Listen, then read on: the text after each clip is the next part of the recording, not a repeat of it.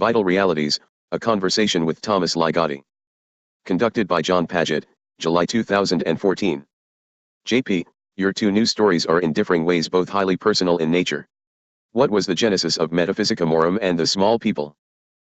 TL, in the flap copy for the spectral link, I wrote in the third person that after having 2 surgeries in 2012, I became revitalized and wrote some news stories. That's true in a shorthand way. The intent, of course, was to provide the stories with an intriguing background and suggest that they represented a tale of minor triumph. The full details behind the making of the spectral link are less inspiring but perhaps more intriguing with respect to the origin of the book from the same anecdotal perspective, should anyone be interested. Since some of this information has appeared in posts of mine on Thomas Ligotti online or in interviews with me, I'll try not to elongate certain matters too much beyond the question about the genesis of Metaphysica Morum and the Small People, the stories that make up the contents of the spectral link. Specifically, my revitalization followed some days after I collapsed at home and was taken by ambulance to the nearest hospital.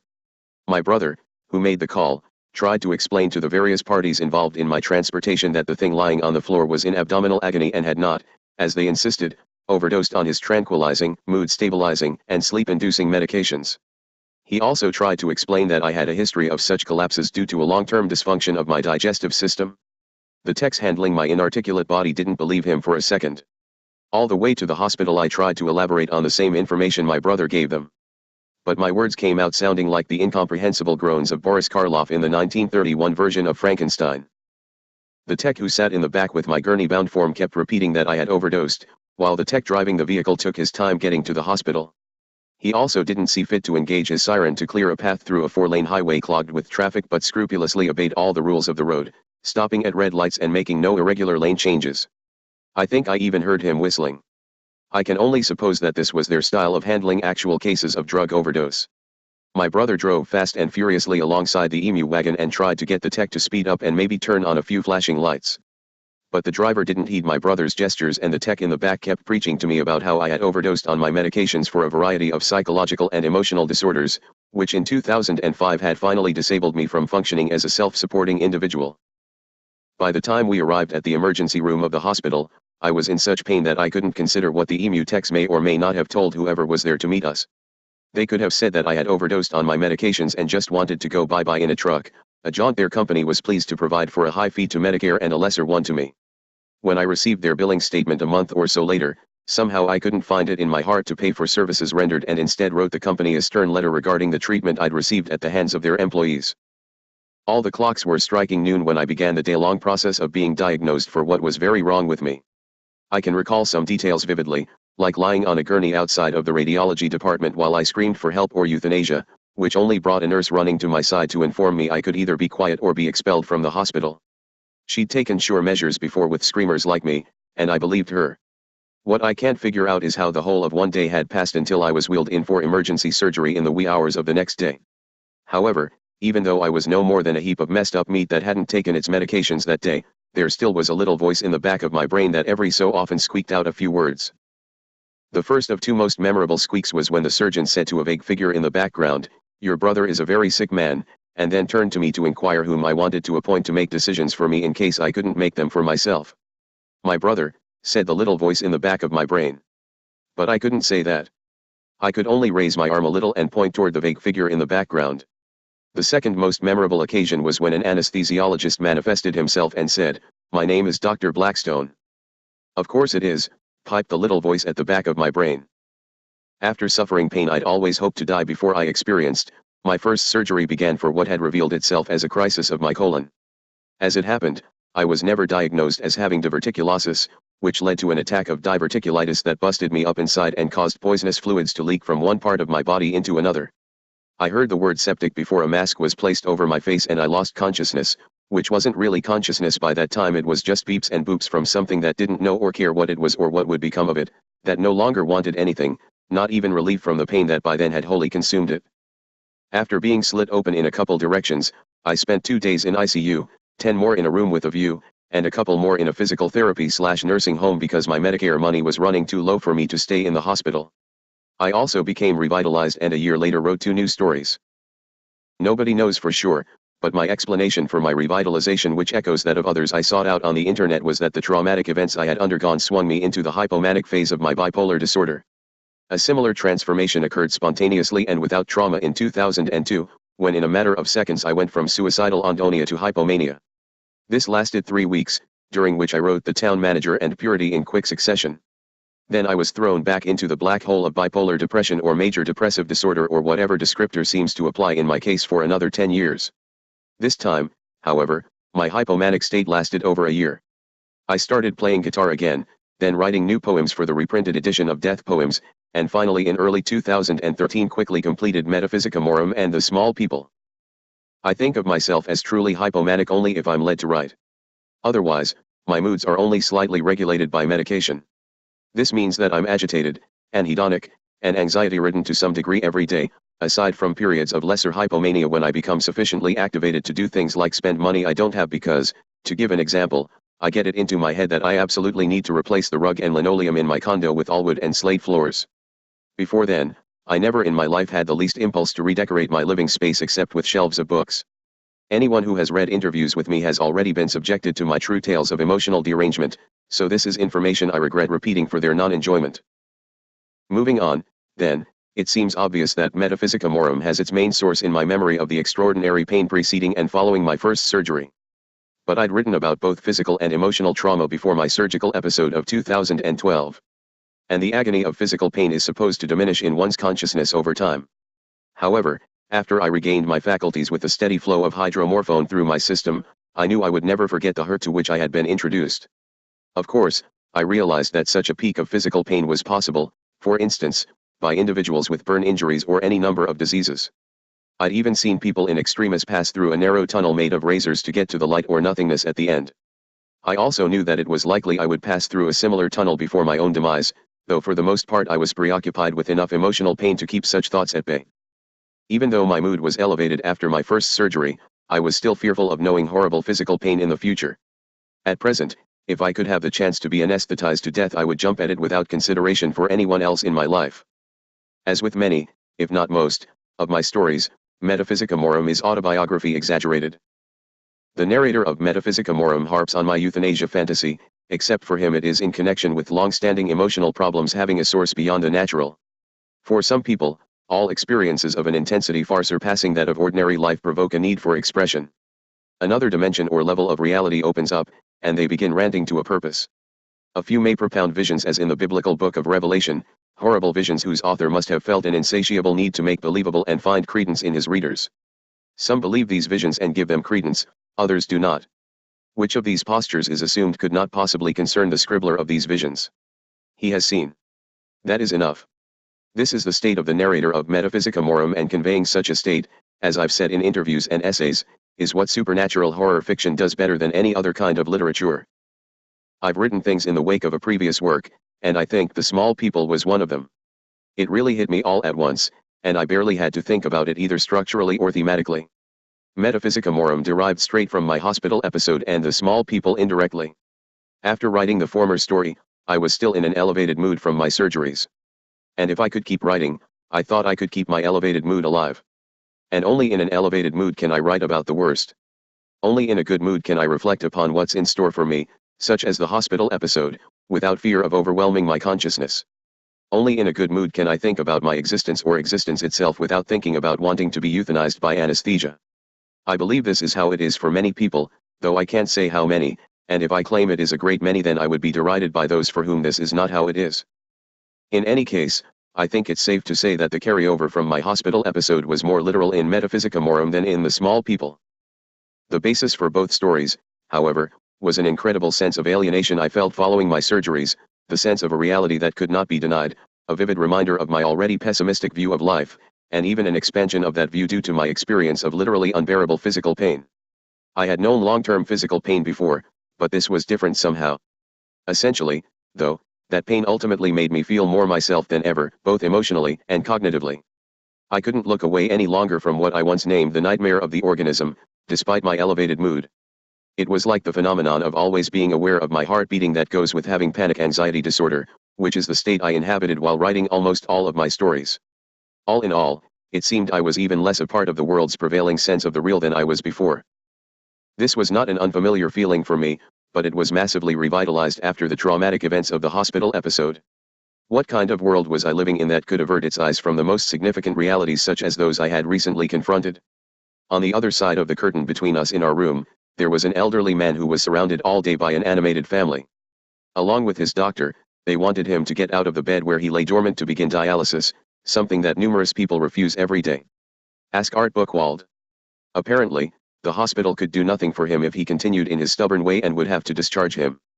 It seemed to me, who never spoke to or saw him but knew the names of his family members, that he had utterly lost the will to live and wanted nothing more than to lie in a morphine-induced delirium all day and watch marathon showings of Cheers at full volume all night.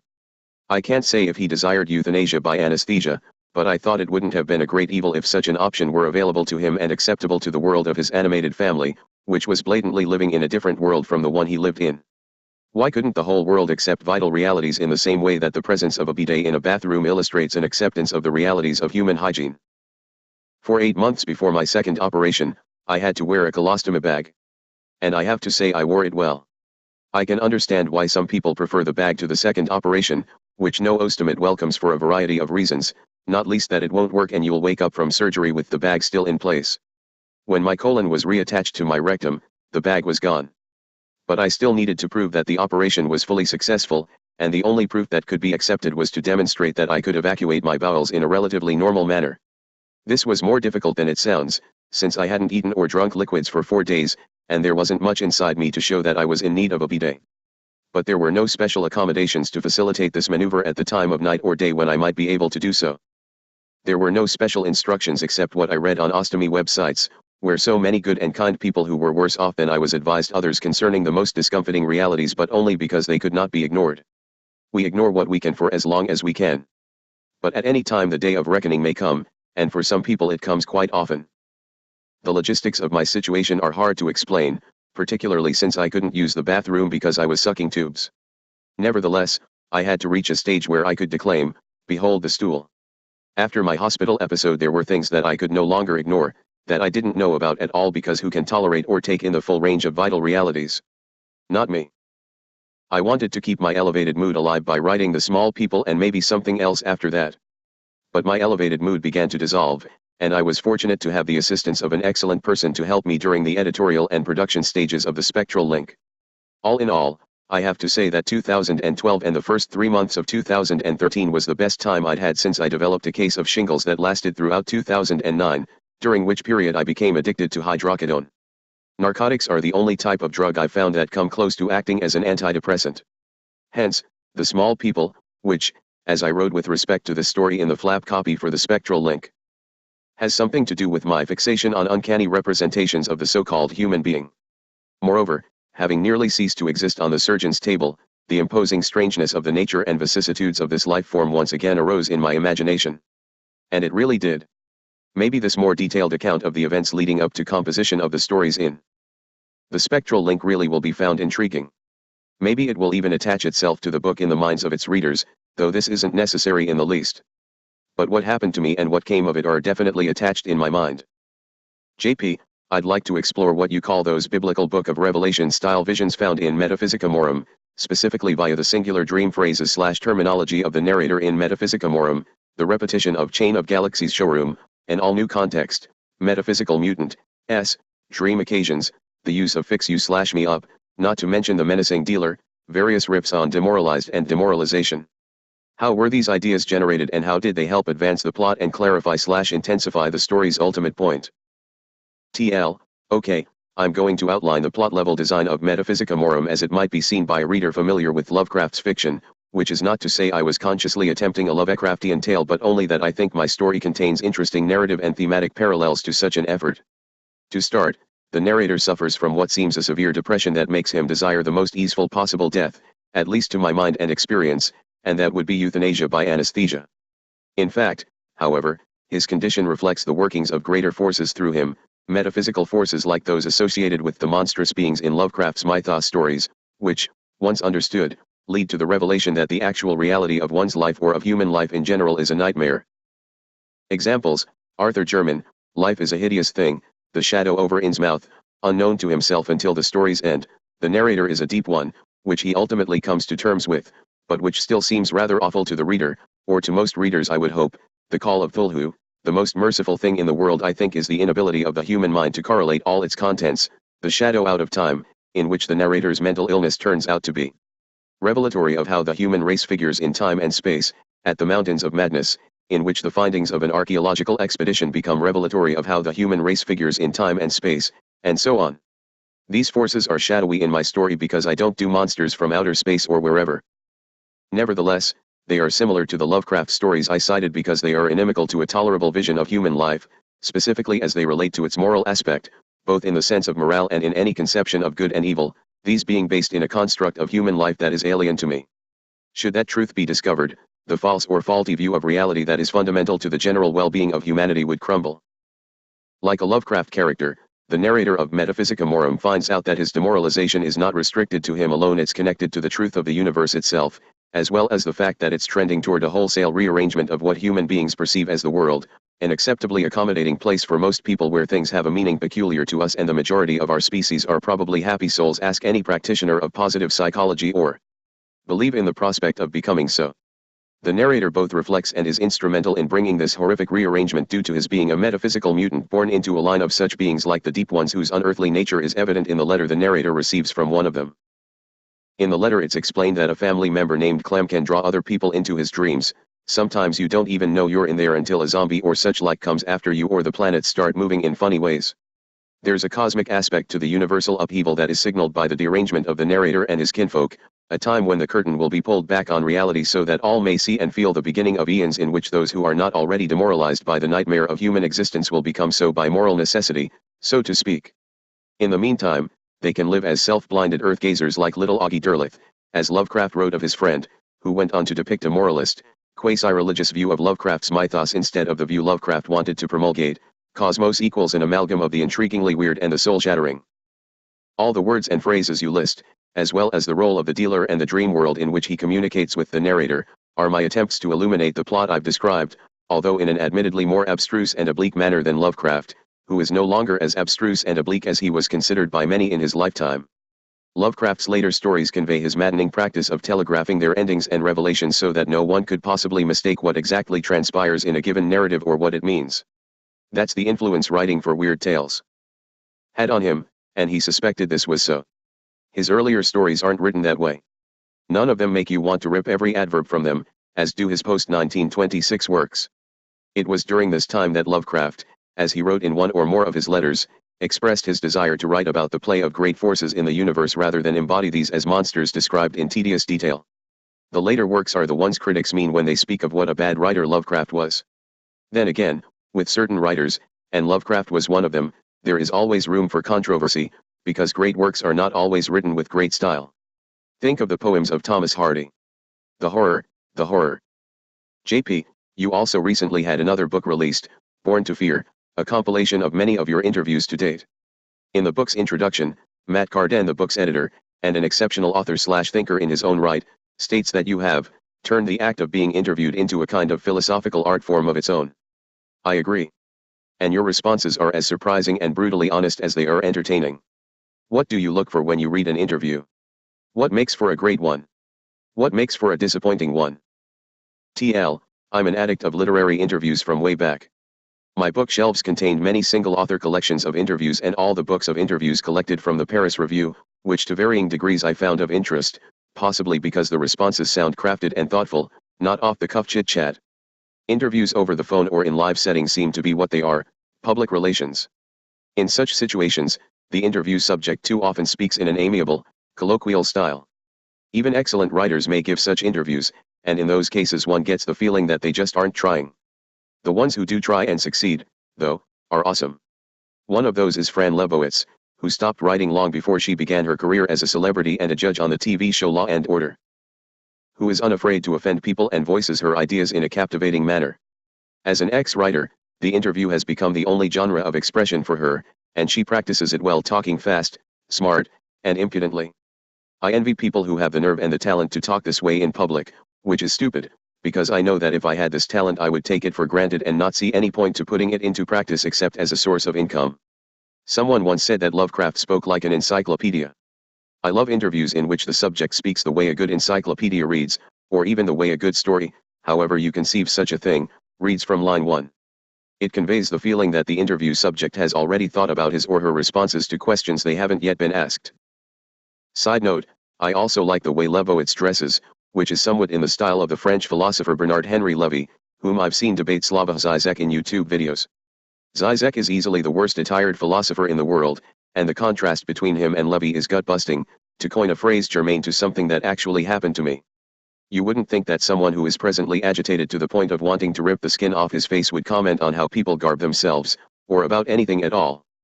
But if you're trying to be a good interview subject, you have to risk believability and credence. The one big problem I had with the interviews in the Paris Review is that the editors hardly ever chose subjects who interested me. It was uncanny. I can't fault them for not interviewing the kind of exotic writers that I've named as favorites of mine in my own interviews. But they almost invariably interviewed writers who held no interest for me, especially among American writers. I had a similar problem, and it was my problem, with the fiction published by The New Yorker, which nevertheless did publish many of the best writers outside of the metafictionists from the 1960s through the 1980s. A conspicuous example for me was NBT, who appeared in The New Yorker practically every other week. I still ended up saying, huh, at the end of almost all the stories in The New Yorker, which is renowned for publishing such stories. While waiting for my car to be repaired not long ago, I picked up a recent copy of The New Yorker and checked out a story published there. Although the writer of the story was known for highly imaginative genre fiction, his story was a story written in the typical beige New Yorker style, which some writers use quite well.